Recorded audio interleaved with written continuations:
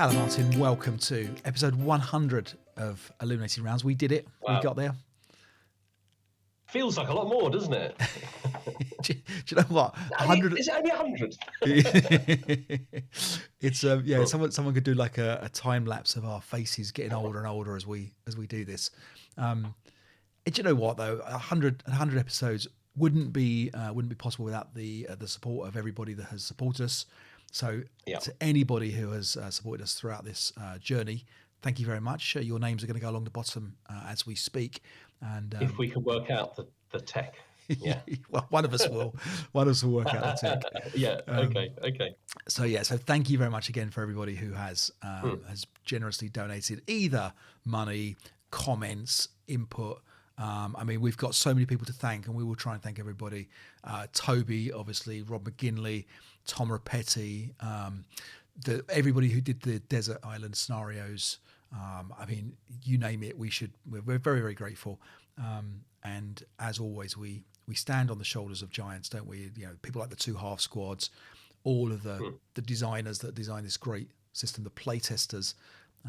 We are very, very grateful for all of their hard work. So for that, we salute you and thank you for that. Martin, what have we been up to? Well, we've been in Blackpool. We have been in Blackpool. One of the coolest places on earth. Coolest or coldest? At the Headlands Hotel, famous Headlands Hotel. Yep. We've been playing ASL there. We have been playing ASL. About 35 other guys. It was. Now, do you know? I'm going to say, do you know that time when you go to a swingers party with your wife, and everybody's throwing the keys in the jar? You don't know where I'm going with this, do you? I really don't know where you're going with this. So I think I missed this bit of the tournament. so imagine you've turned up there with your wife to this amazing swingers party, and there's all these, great looking, I'm going to say couples, but Yeah. And you say, no, it's all right. I've got my wife here. Thanks. We're all good. That's what you and me are like when we turn up to a tournament, because we just play each other. Yeah. We're at this orgy of ASL, and we're just like a comfy pair of slippers. Yeah. I'm glad you decided to make that particular analogy. It's. But we were doing it all for Illuminating Rounds, weren't we? Because we were gonna. Yeah, that was the idea. That was it. So basically, we decided to play on your suggestion, which was a good suggestion. The first bid, like a bucket island or bucket list scenario from Valor of the Gods. Valor of the Gods. Yeah. Yeah. So effectively, sequel. I don't know if that's the right word. Kind of homage to Last Bid. I don't know, from Red Barricades, which is a classically big scenario. I knew it was big, Martin. I did know it was big. I didn't quite get how daunting it was going to be. Should we talk about the setup of it in terms of like what? Yeah. So what you got? We've got Russians defending Stalingrad. Yeah, and you were the Russians. I was the Russians defending a very big long line against a lot of Germans. Yeah. Who have basically got every tool in the box, haven't they? Yeah. I mean, by early on, I had 4 flamethrowers. We were struggling with your counter mix for 10 morale leaders. It was. I think we actually ran out of light machine guns, and we had to use French ones for the German order. It was. It really was quite a horrifying experience. So the deal is, the Russians are defending with majority of conscript squads to start with. And that was the big deal, I think, is that you had such poor quality troops. That's right. Yeah. You're defending a line, and everything is gutted buildings, gutted factories, which are 3 movement factors. So you are CX into assault move, or you're not assault moving, you're CXing when you're advancing. Yeah. And basically the Russians are pulling back, and the Germans have a very difficult task. They have to interdict all of the piers at the far end of the map. So they have to transfer that transcross, whatever the word is. I don't know. Cross. Yeah, across. Yeah, I thought there was a trans something there. But anyway, you have to get across this map. But you've got 19 turns to do it. So we kind of looked after your first couple of moves. You actually could assault move advance all the way to the end of the map. I mean, that's kind of idea. Yeah. And if that wasn't demoralizing enough for the Russian player, you have these Stukas that come along, and you don't necessarily get them every turn, but you're on average going to get 1.5 a turn. And those 1.5 Stukas come with 200 millimeter bombs. They are 200 Yeah. pound bombs, whatever they Yeah. are. They're the big ones anyway. Yeah. Yeah, everything they get pinned. They pin you guys. So, for example, if I go They in to pin try and automatically. Yeah. yeah, exactly. So anytime I think, okay, I might get an ambush here, I might do something. But my 9.2 leader kind of got into a quite nice position to try and hold on. You rightly bring the Stuka down and pin those guys. Yeah. Yeah, it was. I don't want to say it was a miserable experience, but it was definitely a testing experience. So Yeah. we played it for a full day. I think we played it for an afternoon and a morning the next day. Yeah. That's fair. Yeah. We got through 4 turns. Yeah. And I decided it wasn't as much fun as we could have been having, I think. So I think you found it fun. I think I think I found it a lot more fun than you. I could see that it was going to become challenging to keep, because we had the whole thing. We were both in a line. Yeah. So we were able to start at the left and do all your prep fires and then do all your movement left to right kind of thing. I could see that as that got more complex, it was going to become a real academic achievement to be able to remember all the little bits and pieces that would be going on in different parts of the map. But at that point, I was enjoying it, and I thought, in a sense, it was quite simple, because all I had to do was move forward and just try and tackle your, the little nuts of defence wherever I came across them. So it was actually kind of quite simple.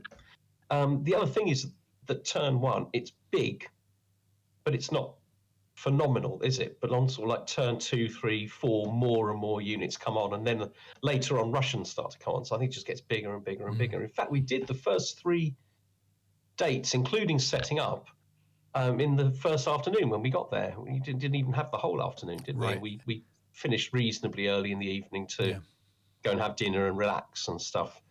But the next day, with all the reinforcements coming on, it took us pretty much the whole morning, didn't it? Just to play one turn. Yeah. And that was the thing. You kind of realize that it's going to take, I would say, 2 hours per turn minimum once you get everything kind of going. And that was, like you say, that was the easy bit. It was straightforward. There wasn't a lot of choices. It was you going in one direction, me pulling back, you trying to figure out how to get a half track over debris to things. Oh, yeah. Which was very funny. But the thing is, it's worth saying that we took the view with this, because we didn't really have time to like study it in carefully, that we weren't going to be putting a lot of time into just thinking through all of the tactics and all of the strategies, and things like putting a half track in a place where it couldn't get out was just the kind of mistake you make when you set up quickly, and go with that spirit of that game. But that's right. Well, you let me off. You let me bring it on next turn on a different place. That's very problems. good of you. Yeah. And then did a couple of things like that for you as well, and then resigned. Yeah. And I think the thing is that go on. Go on. I was going to say, the thing is, it does look, from the Russians' point of view, like it's a foregone conclusion that the Germans will just smash through. I think we saw something like 25 squads or so in the centre, and they were up against, I think, 7 or 8 conscript with a couple of 628s kind of smattered in there, and they were struggling. You, I think, you knocked out one tank with the bombs. You did a flamethrower with another tank. 2 of my tanks are dug in. Two of the tanks are dug in on the right hand side from our perspective, because we were both looking at one of them. So they weren't going to move anywhere. So suddenly I was like, well, okay, I've only got 2 mobile tanks really left.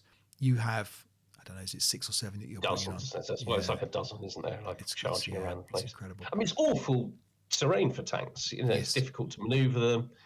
But nonetheless, I had them. And of course, the Russians have got very, very limited anti-tank weapons other than their other tanks. Right. Because my tanks didn't have amazing armor, but they're immune to small arms fire, aren't they? It's only really close combat. And I suppose you've got. Did you have Molotov? Yeah, I guess you've got Molotov. Yes. But it was difficult to see how you were going to handle my tanks, which now are going to start, vehicle freezing and all that kind of. I think there's 5 hexes on the board that aren't subject to street fighting. The other 2,500 are. There's a lot of opportunities there for the tanks to get in trouble. But the other problem with it, playing it face to face, is the Russians have 10 weapons that set up hip. They have 6 strongholds that set up hip as well, but those guys can't move until turn 13. and they have 5 more squads that are hip as well, plus 12 roadblocks that will start hip. There's an awful lot of note checking, where everything is, making sure that I don't want to cheat you or anything. So it's very complicated to try and keep track of what's going on, what am I going to look for. Obviously, Vassal will solve that problem in that it's a lot easier to deal with the hip stuff, and I think doing a turn a day or whatever on Vassal is probably doable. I would say that the Russian player in that has to be very wily. They're going to be using sewer movements, and they're going to be falling back and trying to set traps and things like that. And the Germans just can be like a sledgehammer, can't they? They can just move forward. So I'd be interested to hear other people play it. Thoughts, Martin, on that scenario in particular, and then. Yeah, so I think the thing about it is that it's obviously going to be difficult for the Russians at the beginning. It's going to be about falling back and just losing wherever you make a stand and stuff like that. But I think I agree with you about being very, very wily. Apparently, Craig Benn played it with Mark Blackmore. Craig Benn can be quite sneaky, and he was able to make it very difficult for the Germans with that process. But then when they played the second time, Mark played the Germans again, and knowing all of the tricks that Craig was going to do, I think he was able to win the second time. So. Yeah. But it does get harder for the Germans, I think. You are covering a huge amount of distance. Right. You are going to start to spread out. Your units are going to not have quite the same cohesion. Those odd little break casualties and things like that will perhaps start to mount up. It's difficult to imagine you making much of a dent in that force, but I guess over time it will. And I think it'll probably, you get a big load of reinforcements at some point, don't you? Mm-hmm. But then you've got the force that comes in by boat right on the victory conditions, right? And they trickle in. They trickle in. They don't come in. They do trickle in. So there's going to be a little bit of a race, like who's, whether. And the Germans don't get planes when the boats are coming on. Right. So that makes it a bit easier for the planes, for the boats. But if they're able to set up like a really strong defensive positions around the piers, right, and the rest of your forces have held up the Germans long enough, then I guess that's the kind of thing. It's going to take time to break down those last defences. You're right. It does feel like it's scripted to be quite a culmination at the end of like a last gasp defence, and the OBA potentially producing smoke to stop the interdiction and things like that. That's the other thing that I think was a little bit of a worry, is that I can see you doing all this hard work to interdict all the piers, and then suddenly the OBA comes down, brings down smoke on one of those final piers, and you lose the scenario on it. And that's probably the most disappointing way to lose a scenario, if you've wiped everything else off. It was I, in terms of big scenarios versus small, because I felt like the situation is amazing, right? So it's an amazing scenario, and the story and everything and the trying to do it is great. If they could boil that down into, and I'm sure there is probably smaller scenarios that replicate the similar sort of thing, but have that kind of initial push through, some fairly poor troops, guys coming on with boats towards the end, and then the last push to a pier or two. And maybe there is a scenario like that in Valor of the Gods that you can do that with. That's a great scenario. But having to do that over 3 days, 4 days, and I think realistically it is more like 4 days. So we were trying to do it in 2.5, weren't we? And I think you need the time so you're not feeling under any pressure. Right. Because there was it's a little bit of pressure on us. You got to get it set up. Don't forget about unpacking your bags or going to the toilet. We're going to boom, boom, boom, whatever. The other thing to mention is that playing something like that at a tournament, it's quite a spectacle, isn't it? You'll get a lot of people come up and have a chat to you about it. We had one of the guys was showing us where he'd walked the 8-minute walk. He was yes, that's right. Neil made the achievement of reaching the piers sound pitiful, bearing in mind that he'd done it in I think, about 10 minutes the walk. He was very complimentary about the fountain as well, wasn't he? He was the statues. He'd stayed in one of the buildings at the hotel he stayed in was depicted. He even showed us which hex and where the window was from his room. Brilliant. So would you play another large scenario like that again? Do you know what I think I would? I think I was daunted by it. and would have struggled, but actually I think I would have quite enjoyed it. And I think that, you know, you get a massive reward when you complete something like that. So yeah, no, I think I probably would, but I think I might wait till, you know, life's a bit easier. You know, there's a lot on at the moment.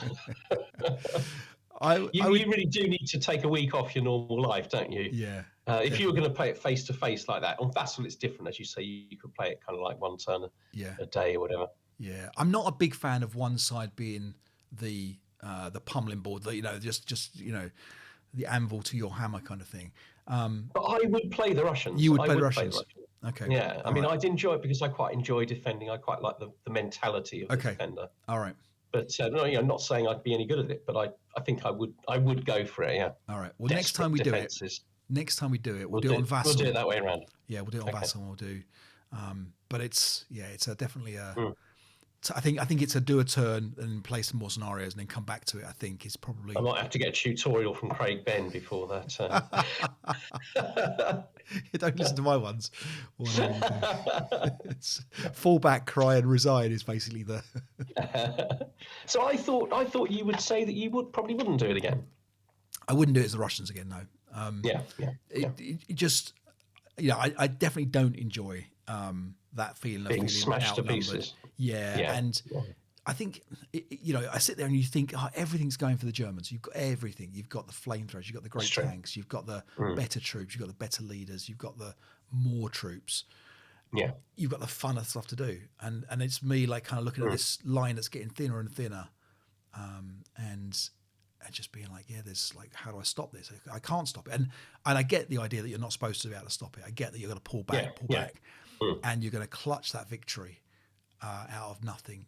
But those are the unsatisfying victories, you know. And I think we've all had them where, you know, we've had either a half squad reveal its hip and turn up and move into the victory building, or route up to a top floor in the last turn and win a game like that. And they're not that much. You can't really. I mean, I know a win's a win, but it doesn't feel like a win, does it? It doesn't feel like the wins that you get when. You know, and in chess, it's a little bit like when you beat someone on time when they're beating you, and they run out of time. You know, that's not really a victory. And I get why it happens, but that's the thing. So I think the Russians in this instance will do that. I can't ever see the Russians pushing the Germans back to a point where the German just thinks, I can't complete this. You know, I think it'll always be the last thing. And that actually brings us on nicely to the next scenario that we played, because that was a little bit like that, where you were very much on the back foot, but had multiple ways to win. So just before we move on to that one, I'm going to just ask you then, do you think that, you know, ASL bang for buck for an hour's worth of entertainment of a last bid, first bid style scenario, do you think that is as good as value as a hour's worth of, or per hour worth of smaller scenario where, you know, it's you know, fine dining versus an all you can eat buffet kind of thing? I don't think I can answer that, because I think they feel like it's just such different experiences, I think. So I think if you but I don't like that analogy. I don't like that a small scenario is fine dining and the first bid is an all you can eat buffet, because that suggests kind of like, you know, a lack of quality, doesn't it? You're just sort of stuffing yourself and putting your salt and sugar in it and you're happy. Yeah. I don't feel that. I do. There's like, you know, potential for huge amounts of subtlety in a scenario like the first bid. Yes, I don't know what the analogy is. They're different experiences, but I don't think I can tell you that I like one more than the other. I think there's a bit of me thinks I'd like to do a bit more of the first bid stuff, to be honest. Right. Yeah. Well, it's difficult when you're doing it. It's very rewarding when you complete it. Yeah. Like I moaned all the way through Hill 621, didn't I? Yeah. Moaned incessantly, and I apologised afterwards. And I found it really challenging. I found it really, really difficult. And I didn't really know how to win. And I know you felt like I was winning. Yeah. So like inexplicable, I was kind of like whinging and moaning and threatening to go home or whatever. But it was enormously, because of that, those difficulties and stuff, it was enormously satisfying to finish. You know, as it happens, I won as well. Yeah. Which means you kind of managed to overcome them. But yes, I think big scenarios have actually got a lot of, in a way, they're more satisfying long term than the shorter ones. Yeah, we talked to the guys at tournaments about big scenarios, the flying turrets. There's the Clash at Provnikova, one of those ones. There's a very, very big scenario in those, and they kind of likened it a little bit to the other analogy I made, which was kind of drinking from a fire hydrant. That idea of you're just being thrown so much stuff that the kind of the novel, the nuances of the little maneuver kind of are lost in the bigger picture, and there's this massive, great big kind of scope, and all the little clever little things that you can do might well work, but really in the big scale of things, it doesn't really matter. You're going to be pushing through at some level. So I remember during the scenario yearning for, I like the start of a scenario, I like the middle of a scenario, I like the end of a scenario, and it felt like all this was a big middle. It just felt like a big swirling kind of pushing going forward. Yes, and that was the kind of the feeling. So I was longing for a new. And so then when I started to say to you, look, I think because we had like another couple of days left, I think trying to make a decision for both of us, but the idea would be that I think we would be having more fun if we played 2 or 3 smaller scenarios in this time rather than this one going through. And you were gracious enough to be okay with that after. Yeah, absolutely. Yeah, it's 100%. We don't want to be playing a scenario that only one person's enjoying. I do think the thing is there is beginning, middle, and end. But what you've got is like multiple interconnected scenarios going on, haven't you? In fact, I think some of the scenarios are bits of the last bid, just in kind of like sort of miniature. So it's there, but you don't get to follow each story all the way through because it's being interrupted by what's happening in the other situations. And it reminds me of I was talking to somebody at the tournament about Pacific, the HBO series, and I tried to read the book for the Pacific series, and it was really interesting stuff because it was all about these different. One guy's a pilot, one guy's obviously you've got the Barcelona, haven't you, and you've got all the various people. But as soon as you got into one story, it would jump to another character, and you'd find, and it wouldn't be like 150 pages before you got back to that person. And that's what's happening, isn't it? It's disjointing the story because you see what happens over there, then you're going to see what happens here, then here, then here, then here, ages before you get back to find out. Oh, is he going to actually take destroy the tank or not? And I think that's an issue with it. Right. Do you think finally then, in terms of the last bid, first bid, do you think every ASL player should attempt it once? Do you think it's one of those things where it's not for the foolhardy, kind of not for the faint-hearted? Is it a case of everybody might try it, don't bother if you think you're not going to like it? What would you say? I mean, I think if you don't think you're going to enjoy it, don't try it. I don't think it's that you have to. But I think it's you talked earlier about bucket lists. I think it's definitely on my bucket list where I don't think it was before, to one day play something like that all the way through. And I guess finally, do you think that the campaign is? We don't really know because we haven't really played the campaign. But do you think the campaign? Because people were sort of saying it's kind of like the campaign all encapsulated in one scenario. Yeah.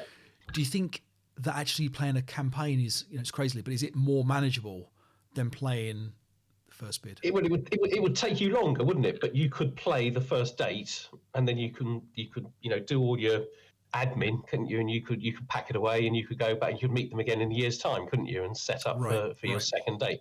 Yeah. So I suppose it would be more manageable in that respect. But with all of the purchasing and stuff like that, obviously it would take you longer. Right. Yeah. Okay. Well, I'm intrigued to hear from other people whether they've played it, how it compares to the campaign game. Have you guys had similar experiences to us? Was I just a whiner? What? Do you like it when your back's up against the wall? I know you seem to like it more than I do. I don't think. I don't know. I think it's a personality thing. Yeah. But I think I do. Well, anyway, we pulled it all out. We packed it all away again. Oh, the other thing was we were playing on a pool table, and that was quite hard work on the back, wasn't it? It's starting to affect the backs, wasn't it? Yeah. And do you know what? I came back, and my lodger was for free relaying my patio with these great big, massive, heavy, kind of civic pavement slabs that somebody who lived here before must have stolen from the council or something. And he was like, "Oh, go and pick those up, bring them over." And no, he works physically, you know, like it's nothing to him, but to me, after ASL back from the pool table and then carrying these massive slabs around. Did you show him the heavy counters that you had to push around all weekend? I don't get a lot of sympathy from this guy, to be fair.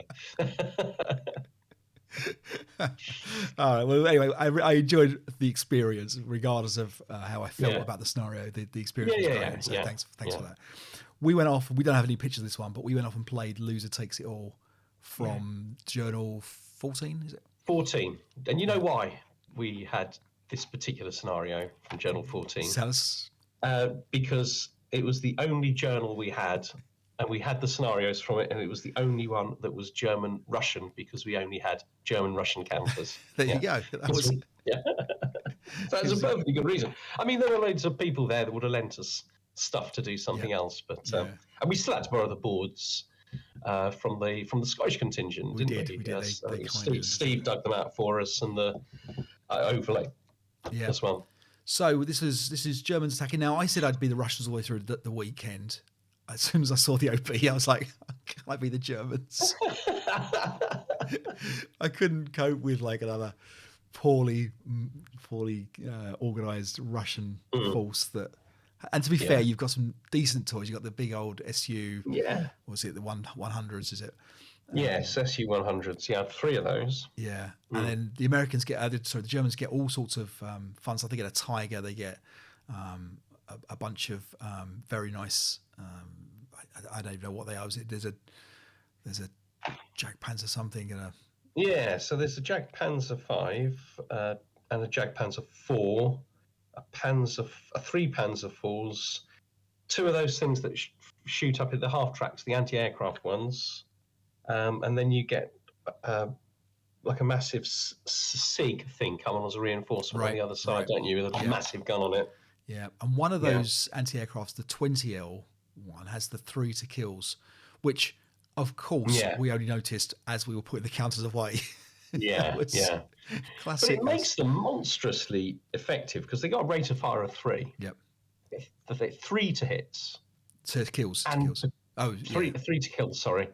And like, you know, and potentially like several goes at it with a 3, a 3 rate of fire. So although the kill numbers are relatively low, actually, but even with the SU 100s, I mean, you took one of those out with it, didn't you? Because for the rear shot. Yeah, I think that was one of. I think that might have been a 37L that got it. I think. Oh, maybe. Because I think there was a couple of those. It was certainly possible for you to take those the SU 100s out with it. Yeah. So this goes to prove the old adage that winning ASL is better than anything else, because I love this scenario. I thought it was really good fun. I thought that you resigned turn early. I thought you actually had a chance of winning that one. So this was where you were scattering all to the wind. Basically, the Russians have got to be within 4 hexes of a particular point, and the Germans attack from both sides, and they're both very mismatched sides. So one of them has very strong infantry and light tanks, and one is very strong tanks and light infantry. And it means that it's very hard to coordinate the vehicle and the infantry kind of attack. And I think it's 6 turns. You get the last turn as the Russians. I thought it was a really, really good scenario. So you didn't enjoy it as much, I don't think, because not as much. No. I misused the tanks. I think I lost. It kind of like gave them away a little bit cheaply. Yeah, and I thought you'd actually played them really well to start with, because basically what happened was my 2 37Ls kind of went ahead and started kind of trying to tear up your infantry a bit, and then suddenly from it's almost like you can always hear the roar of the engine of these kind of big SUs kind of come around the corner and just face them, and you'd be like, oh my god, like these have got no cover from the Tiger, they've got no cover from the other the other decent tanks, but because they're quite I think they're small, but they're obviously very maneuverable, and they're they're quick, so they can they jump in motion, they whiz around. One sits behind you, one sits in front of you. You have the choice suddenly. Okay, what are you going to do here? And of course they got no rate of fire, the SU 100s. So it's I suppose they potentially have an intensive fire shot. But so it really was like a kind of like a big lion that kind of turns up. Then was like, hang on a minute, these 2 mice behind me are going to kind of give me a bit of a hard time. Yeah. You did lose one on the anti-tank mines as well, didn't you? I did. Yep. Yeah, I think two anti-tank mines were I tripped found up. 2. Yeah. That was One, by the one end of of the. them. Yeah, the end of the scenario, I'd kind of forgotten that you had them and was just moving around That's willy right. nilly. Yeah. Yeah. Like, okay. Well, I think you got away with that one. It was Yeah. the early one that actually destroyed the vehicle. That's right. Yeah. You had a couple of anti-tank guns hidden. I'd recommend the scenario. I think that's what I would say. I thought it was a really nice scenario from Journal 14. Yeah. And next week we're going to talk about the other scenario that we did, which was Oh wow, yeah, Flying Samurai. Yeah, you did enjoy that one. Yeah, well, okay, we know you enjoyed that one. We'll talk about that one. Let's not give any clues. No. That was that was also a good scenario. That was good fun. That's the campaign from Journal 14 that we started to play. Sparrow Force.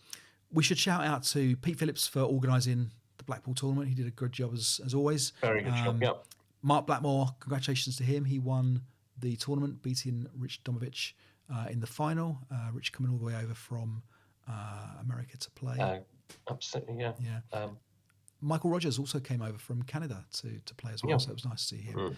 The talk of the scenario, the talk of the tournament, though, was of the Copenhagen talk. Was it the Copenhagen one or the Swedish one? I think Copenhagen one. They were talking about these two young guys that have turned up. There's a 23-year-old, there's a 27-year-old. I heard quotes that these kids were some of the best players that people had seen. Really dynamic play. Yeah. Suddenly, the ears pricked up of Toby, who's obviously one of our, if not the best player we've got in the UK. Suddenly, wants to go and play these guys and wants to kind of see if they're put them in their places. Well, I suppose he's hoping. Yeah, be interesting to see what happens. Yeah. Absolutely. So great to hear that there are some younger contingents coming along and playing really strongly as well, which is really important as well. So that's great to hear. Are you going to go to Copenhagen and take them on as well, Martin? Is this? No, I think I'll leave that to Toby. He's going to be my. It's like like the old medieval kings had champions. He can be my. If he beats them, it kind of feels like my win. It's my friend. Okay, well that's. He's the UK champion, not my. He's the UK champion. Yeah. Well, and in theory, Mark Blackmore right now is. In theory, he is. Yeah. But yeah, segues nicely to attacking with dross, Martin. How do we attack with bad troops? One of our patrons, Richard, asked us about find out from Toby what he thought about when you are going on the attack with some weak troops and how you handle that. So this is Toby's top tips now about attacking with bad troops. I look forward to it. Okay, what I want to look at today is something that was suggested by Dave, which I think comes from a listener to the podcast, which is to give advice on how to attack when you don't have very good troops. So I'm going to imagine that you're attacking with lots of either conscript class or first class Italian sort of business. So how do you attack with terrible troops? So the first thing I would say is that just to remember that hopefully the scenario you're playing is balanced, right? It's been play tested. So even if you can't find a way to win, one has to assume that the scenario designer and the play testers have found a way to win with those attacking conscripts. So there should be a way to do it. And what you will normally have in such scenarios, the attacker will normally have either more time than a normal scenario, or they will have a large advantage in numbers of squads. Time and or numbers. My advice is, with regard to the time side of things, I suppose, is generally what that enables you to do is to be more cautious. So do not give cheap shots to your opponent, because the likelihood is that your troops will break in bits and bobs here and there, and it'll be much harder for them to come back into the battle, and they might ELR fail down to scraps. So generally speaking, when you have terrible troops, be more cautious when you're attacking. Until there will be a moment to expose yourself to danger, so to speak, and that's best done en masse. So you don't just expose 2 or 3 squads here this turn and 2 or 3 squads next turn. Everyone does it all at the same time. They all sort of effectively advance to the edge of the crest line, or imagine that en masse. And sometimes even your kill stack will do that, because the problem with rubbish troops sometimes is you're trying to chip away with your kill stack, and because your opponent's got better morale than you, he can sort of duel you, and by the time your rubbish infantry gets into place to try to assault, your kill stack's already broken.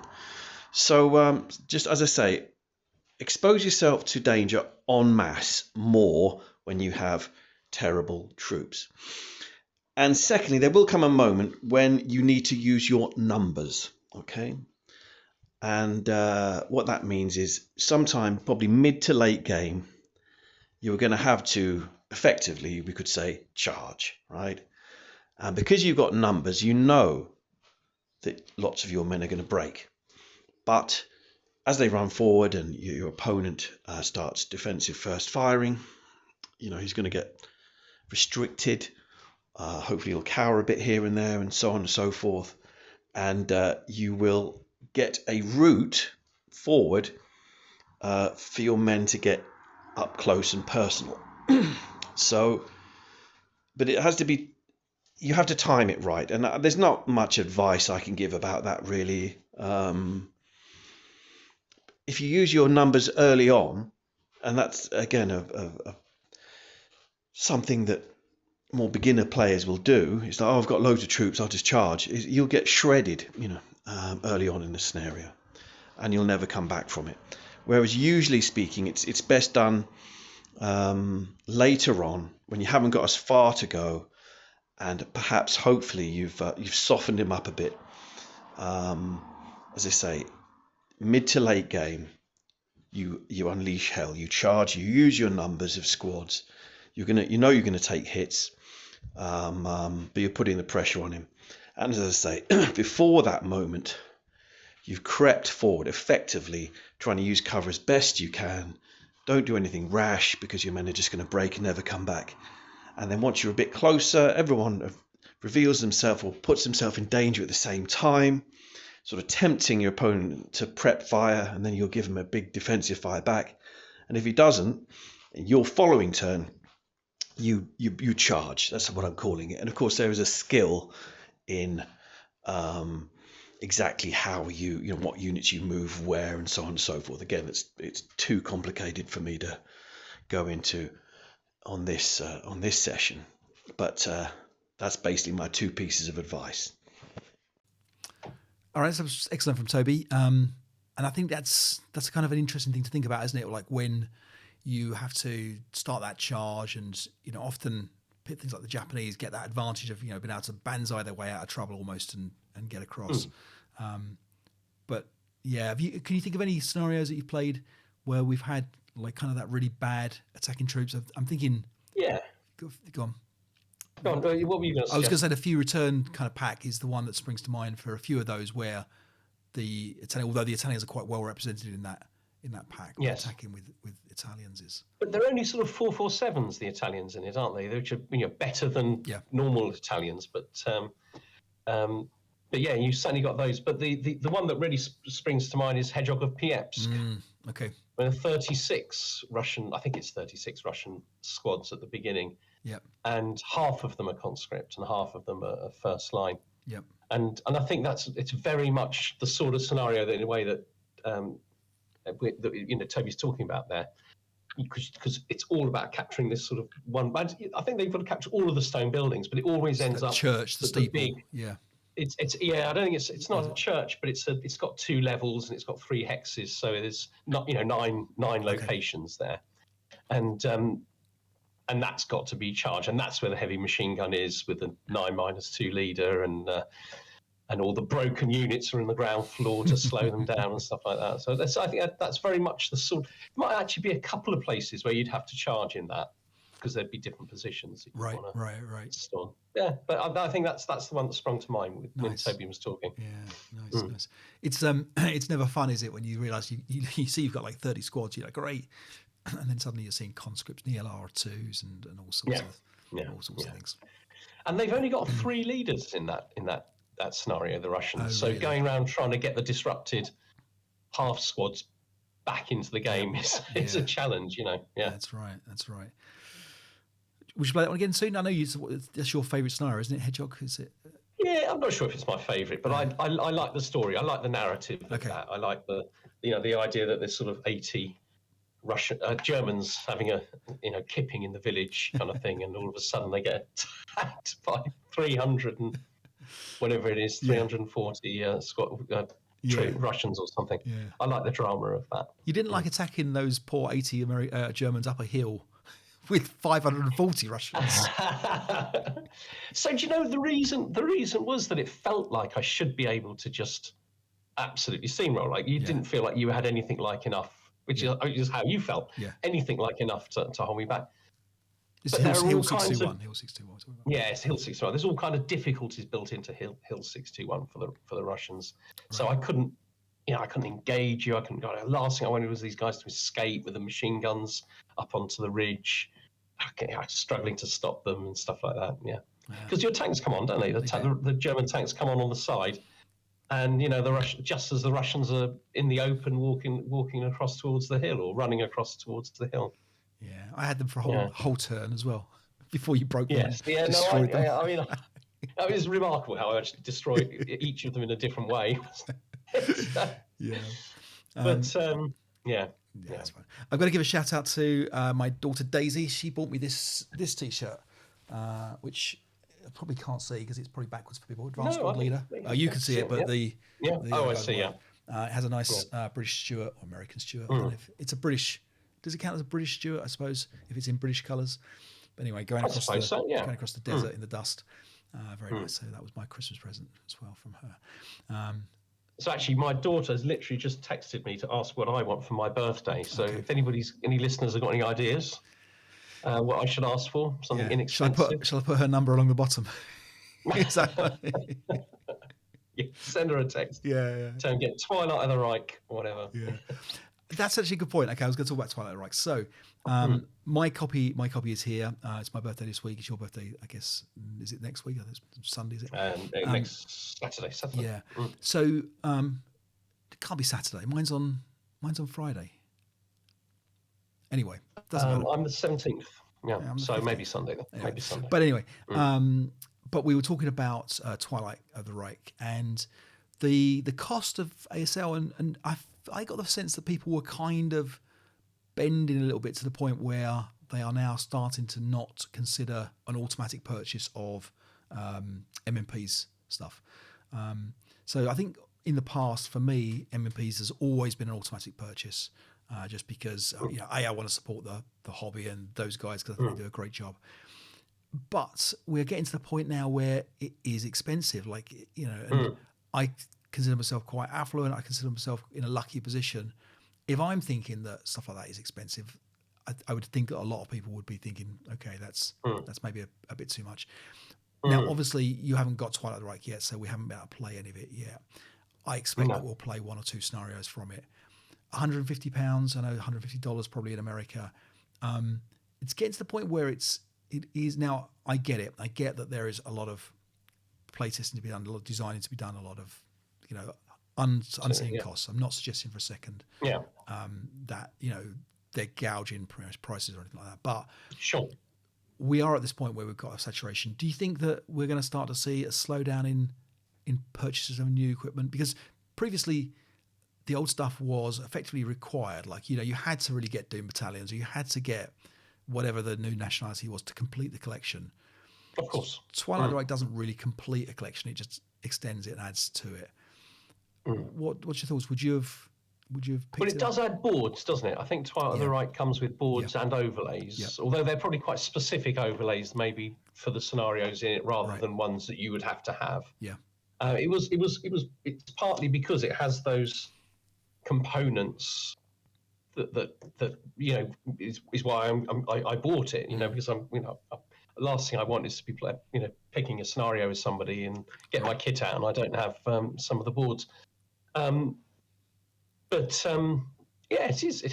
does feel as though it's become a lot more expensive. It does feel a little bit like that's the environment we're living in. It's by no means only ASL stuff that seems to become more expensive. I went and got some keys cut the other day. I mean, way back, it used to be like £1.20 to kind of get a guy to get £8 a key, same place. I mean, it's 20 years ago that it was £1.20, but I was a little bit. I had a lot of keys as well, so it was. I didn't ask him how much because I've always thought of it as something that was quite cheap. So he said, "Oh, just give me 20 minutes. Come back in 20 minutes. Came back. Oh, okay, 80 quid. Bank transfer later. Yes, that's right. Remortgage. Yeah. So I think it's the. I think maybe it's the economic situation that we're all living through at the moment. Maybe inflation will slow down and wage growth will come back, and we'll all be 100 quid. Yeah, no trouble. Well, okay, so I'm hoping we'll get some good value out of it. That's the main thing. Well, that's the thing. I mean, that's always the defence with ASL. Is as hobbies go, it isn't expensive if you spend hours and hours enjoying yourself with good company and stuff like that, and you're buying perhaps a couple of packs of that. I mean, a couple of £100 a year or something like that. It doesn't feel that bad, does it? Right. But very true. Very true. I guess on that note, we will say adieu. Thanks very much, Martin, for the last 100 episodes. You've been a great servant to the show. You've you've done it despite you've had a busy schedule. So well done for. Yes, it hasn't always been easy. No. You've done a good job. I just roll out of bed and just do this and go back to bed. So don't worry about me. But yeah, it's all been good fun.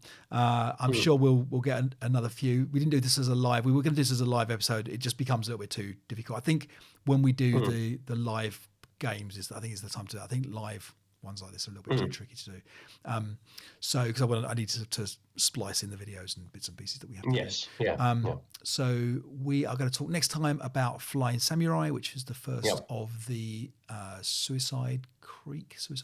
No, it's not Suicide Creek. It's Sparrow Falls. Sorry, Sparrow Falls. And so we're going to talk about that one. And then we're going to talk as well about blind scenarios as well. So maybe we'll combine the two of those, the double blind scenario that we played as well. That we didn't put our finest show on for that one. That was going to be our that was going to be our 100th episode, and we kind of messed it up. So we can't really. And it's a shame because Toby's done a good job of kind of analysing it for us, which we haven't listened to. I won't say even listened to. We haven't listened to yet, but because we didn't want to listen to it before we played it. Yes. But maybe it would have been a good idea to listen to Toby before we played it. You can take that advice to the grave. Just listen to Toby. Okay. All right, Martin. Well, thanks very much again, and we will speak soon. And good fun at the Blackpool. Thanks to everyone that coming out to chat, and we'll see you all soon. Right, we're going to go and have a little champagne party now. Yes, the after show party. There'll be lots of chicks there. Someone asked me to throw keys in a bowl. I don't know what it's all about, but you're coming with me, okay? All right. See you later, Martin. All the best. Take care, everyone. Cheers. Bye-bye. Bye-bye.